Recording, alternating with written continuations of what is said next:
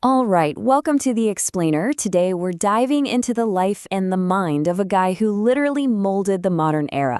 We're talking about Leo Baekeland, a man universally known as the father of plastics. So if you've ever wondered how the actual materials that build our everyday world came to be, you are in exactly the right place. Okay, to kick things off, I want to share this piece of advice because it's honestly just as brilliant today as it was a century ago. Commit your blunders on a small scale and make your profits on a large scale. He actually coined this phrase after saving a company millions. How? By testing a chemical plant design on a tiny, step-by-step basis before they built the whole massive thing. It shows right away that Bakeland wasn't just some mad scientist in a lab. He was a highly practical, incredibly systematic genius. I want to pause for a second and just ask you this directly. Can you imagine our modern world completely without plastic? I mean, think about it. No modern electronics, no lightweight car parts, no aerospace materials, none of the life-saving medical devices we rely on. By tracing Bakeland's story, we aren't just looking back at history. We're looking at the absolute foundation of the lives we live right now. So how did this whole thing start? Well, our journey today is guided by a really remarkable source document. It's the biographical memoir of Leo Baekeland, written by Charles F. Kettering for the National Academy of Sciences. It's fantastic because it gives us this incredibly authentic, documented look into a life driven by intense curiosity and just a relentless work ethic. So our story begins way back in 1863 in the city of Ghent, Belgium. Bakeland was born into a pretty modest family, but his mindset was shaped early on by a really surprising source, Benjamin Franklin. Young Bakeland read about Franklin and realized that a kid from humble beginnings could totally make his own way in the world entirely through his own efforts. And honestly, that spark of self-reliance, that became the engine for his entire life.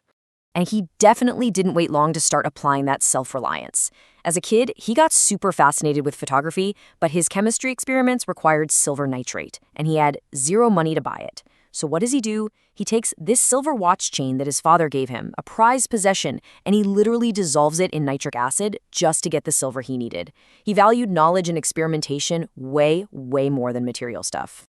And that intense drive fueled a crazy fast academic rise. At just 17, he gets into the University of Ghent on a scholarship. He was the youngest guy in his class, but hands down the most brilliant. By 1882, he's got his Bachelor of Science. Just 2 years later, at the insanely young age of 21, he earns his doctorate, magna cum laude. And get this, he supported himself the entire time by teaching and being a lecture assistant, so his parents wouldn't have to pay a dime. After university, he travels to the United States to work as a consulting chemist. But here is where he hits a massive wall. He gets seriously ill, his cash completely dries up, and he's staring down a mountain of debt.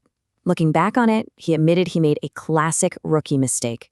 He was scattering his attention across way too many different projects at once. While he was recovering, he had this total light bulb moment. He said, "I should concentrate my attention upon one single thing which would give me the best chance for the quickest possible results." He completely stopped dividing his energy. He just went all in on one single commercial product, a new type of photographic paper he called Velox. So, why was Velox such a game changer? Well, at the time, photographers were stuck using sun printing. It was slow and totally dependent on having good weather. Bakeland used a special silver chloride emulsion and completely skipped the usual washing step. The result was a paper that printed incredibly fast and could be developed using just artificial light. Now, professional photographers were stubborn at first and refused to use it.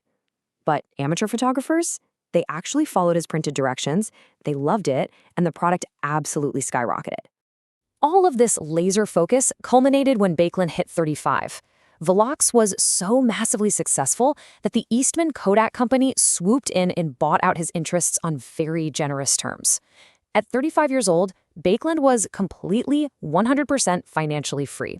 He buys this beautiful estate overlooking the Hudson River called Snug Rock, builds himself a state-of-the-art laboratory, and just devotes himself entirely to the research he loved, with zero interruptions.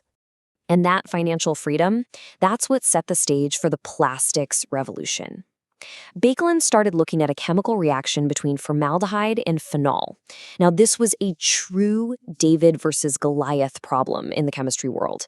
For 20 years, other brilliant chemists had tried and failed to make anything useful out of this reaction. But Bakeland, he dedicated 5 intense years of his life, pushed through countless failures, and was just absolutely determined to crack the code. And he finally succeeded. How? By literally dissecting the chemical reaction into manageable steps. Step 1, he figured out that adding ammonia, or a base, spread the reaction out over time. Step 2, he applied pressure to control it. And step 3, because it was spread out, he could stop the reaction at any stage just by cooling it down. This level of precise control meant he could perfectly supply raw materials to manufacturers. It was a total breakthrough. The result of all that systematic control was a revolutionary material he named Bakelite, and its properties were unlike anything anyone had ever seen. Once it was heated and formed, it set into this permanently hard, insoluble plastic. It was an amazing electrical insulator and completely resistant to heat and chemicals. Think about the early car industry, right? Distributor heads used to be made of hard rubber, and they would literally melt when the engines got too hot. Bakelite replaced them completely because it was tough and totally unfazed by the heat. Now, his meticulous nature went way beyond just the chemistry. Throughout his career, Bakeland secured over 100 domestic and foreign patents. And because Bakelite was such a massive hit, rivals were constantly trying to steal his ideas. But his research was so thorough and his patents were so bulletproof that whenever he had to defend his rights in court, which was a lot, he won every single case. But look, if we only focus on the patents and the molecules, we're missing the big picture here. Let's take a look at the man himself. Sure, he liked simplicity, he woke up early, went to bed early, but he was so much more than just a guy in a lab coat. He had this boundless physical and mental energy and just a massive appetite for life. I mean, his hobbies were just as ambitious as his science. In 1906, when driving was basically a dangerous novelty, he takes his family on this massive motor tour all the way across Europe and even wrote a book about it. He was a huge sailing enthusiast, owned a custom 70-foot yacht equipped with a diesel engine, and in the winters down in Florida, he actually worked with a famous botanist to cultivate rare tropical fruits, which he then mailed to all his friends up north. He was everywhere. Yet despite all the wealth and the monumental success, he kept this profound scientific humility. I think his whole philosophy is captured right here. Bow humbly before the facts, even if they did not seem to agree with my favorite theories. During World War I, he actually told a team of researchers that making aviation fuel from cyclohexane was impossible, and jokingly promised them a wooden medal if they could make even a pint. Well, they pulled it off, and true to his word, he accepted a liter of the fuel in a plush box right alongside his wooden medal. He kept it on his desk to always remind himself to let the facts lead.